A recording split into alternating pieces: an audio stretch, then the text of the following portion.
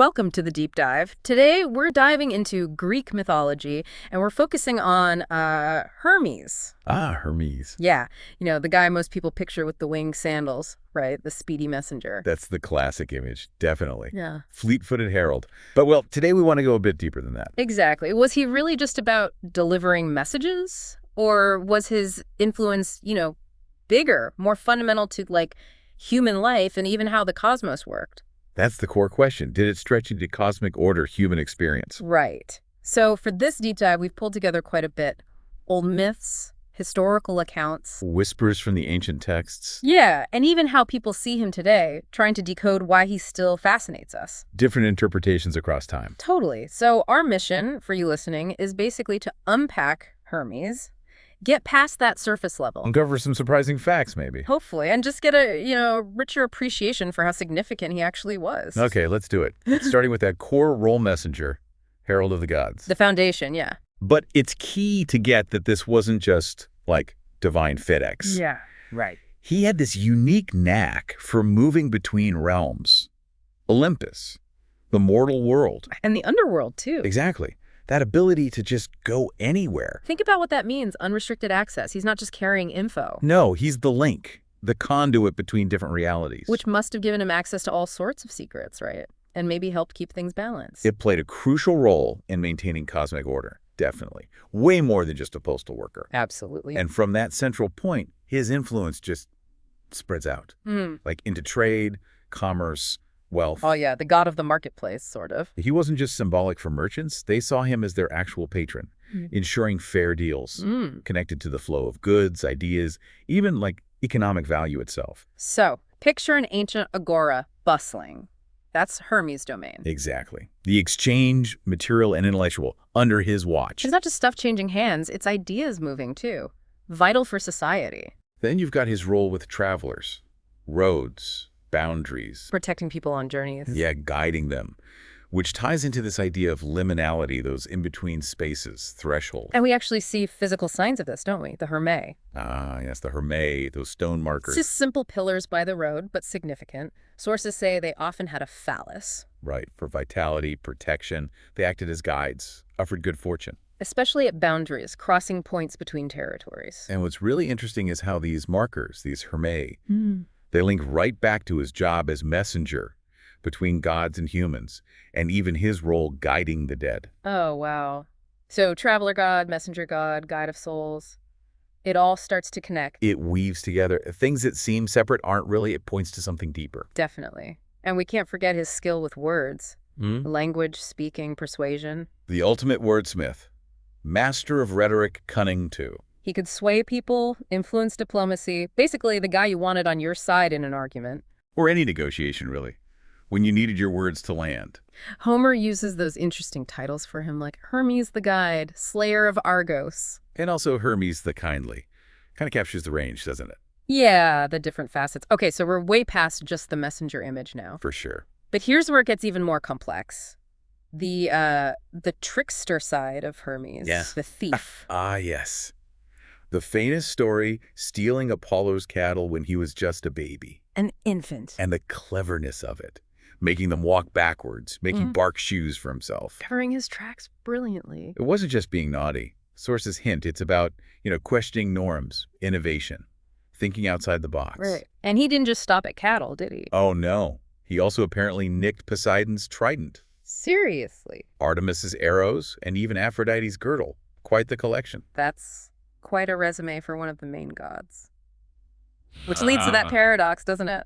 How the god of communication is also a god of deception. Exactly. Is that a flaw? Or does it just show something true about communication itself? That it can be used to hide things as well as reveal them? That's a great point. Language is a tool, right? It can clarify, but it can also obscure. Maybe Hermes just embodies that whole package. The power and the pitfalls of words. Perhaps. And then, shifting gears a bit, there's his really serious role as psychopomp. The guide of souls to the underworld. Yeah. Seems like a total contrast to the baby cattle thief. It really does. But, like we said earlier, it fits his mastery over transitions. All transitions. Even the biggest one, life to death. He's the ferryman, not Charon, but the guide to the ferryman, in a way. facilitating that final journey. Precisely. Yeah. Present at the start of journeys and at the final one. Guiding souls to Hades. Okay. And this connection to transitions, it even goes into dreams and prophecy. How does the messenger get involved with dreams? That seems blurry. Dreams were often seen as channels, right? Divine messages getting through to the subconscious. And Hermes, able to slip between worlds, was seen as the perfect conduit for these messages, slipping between conscious and unconscious. So if you had a really weird, vivid dream back then, you might think, Hermes dropped by with a cryptic note from Zeus. Something like that. And another connection that can seem surprising, his link to athletes, gymnasiums. Right. I found that odd at first. But think about his own attributes: speed, agility, physical skill. Okay, yeah, that makes sense. But it's maybe also about the pursuit of excellence itself, the discipline, the training involved. Like his own mastery across different fields. Possibly. Athens was apparently a big center for that aspect of his worship. It really feels like he was just everywhere. Commerce, travel, language, death, dreams, sports. He pops up in so many areas of life. It makes you wonder, was he less about specific domains and more about some basic principle? Like movement, transition, connection itself. That's a really insightful way to put it. Maybe he embodies that fundamental force. Now, let's talk about his inventions. Right. He wasn't just doing things, he was making things. A creator god, too. He didn't just deliver the mail. He invented some of the tools for communication. Yeah, the lyre's the famous one, isn't it? Made from a tortoise shell. Ingenious. But also, sources credit him with the alphabet. The alphabet itself. Wow. And dice. Originally knuckle bones, apparently. Okay, so inventing dice leads to being patron of gamblers. Makes sense. Ties into luck and wealth again. He's also credited with fire. Like Prometheus. Yeah. Well, some myths give him a role there. And the panpipes, the syrinx. The shepherd's instrument. Which explains his patronage of shepherds. And maybe thieves, too. Relying on luck and stealth. It does start to connect in weird ways. The trickster, the thief, patron of thieves. And the shepherd connection takes him back to his wilder Arcadian roots. Definitely. And the alphabet thing. That makes him patron of language, rhetoric. Absolutely. Orators, interpreters, writers, they look to him. And the source mentioned the word hermeneutics. Directly from his name, the art of interpretation.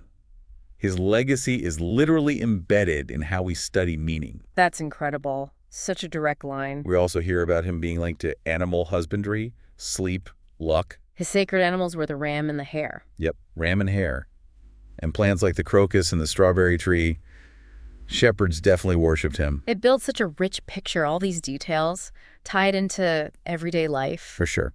Now, maybe just quickly touch on some key myths beyond the cattle. He was definitely busy, slaying the 100-eyed giant Argos to free Io. Earning him that name, Argophontes, slayer of Argos. And freeing Ares when he was trapped. He helped Perseus too, didn't he? With Medusa. Yeah, gave him guidance in that special sword or sickle. Vital help. And even in the Trojan War, though he sided with the Greeks. He helped Priam, guided the Trojan king safely to Achilles to ask for Hector's body back. A moment of cross-conflict compassion. Shows his ability to navigate even the most fraught boundaries. And he helped Odysseus against Circe, gave him the antidote. Always popping up to lend a hand, or sometimes cause trouble. A key player. And his family background is interesting too, son of Zeus and Maia. Daughter of Atlas. Born in a cave on Mount Cyllene in Arcadia. Kind of a remote start. Yeah. And he had kids too, like Pan. With a nymph, Penelopeia, and Eudoros. And he was considered the leader of the nymphs and the graces, the churro. Foreign connections. He's woven into the whole mythological fabric. Deeply. Okay, so how did they picture him? In art. The visual side. Those winged sandals are probably #1. Instantly recognizable, symbol of speed. And they carry Kion, the herald staff. There you go. Caduceus.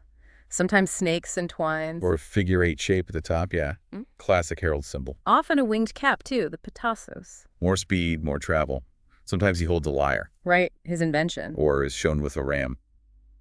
For the shepherds. It's interesting how he's shown both as young and beardless. Full of energy and agility. And sometimes older with a beard, maybe showing wisdom, experience. That evolution in art is fascinating. The Praxiteles statue is just stunning. A masterpiece. So finally, where was he actually worshipped? Was it widespread? Oh yeah, all over Greece. Arcadia, his birthplace, was key.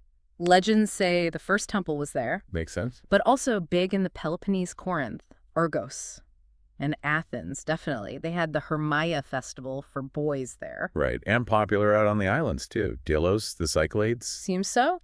And the sources mention some unusual stuff on Crete. Oh. A sanctuary with rites involving homosexual relations, and another part of the Hermia festival where slaves temporarily swapped roles with masters. Wow, okay. That boundary-crossing theme again, even in worship. Social boundaries this time. Exactly. So wrapping this deep dive up, it's just so clear Hermes was way more than just the messenger guy. So much more complex. His influence touched trade, travel, language, boundaries. Intellect, transitions, even life and death. A really fundamental deity. Which brings us to a final thought, maybe for you to ponder, given how many things Hermes covered. What does his lasting appeal say about what ancient society valued? And maybe what we still value? Adaptability, maybe.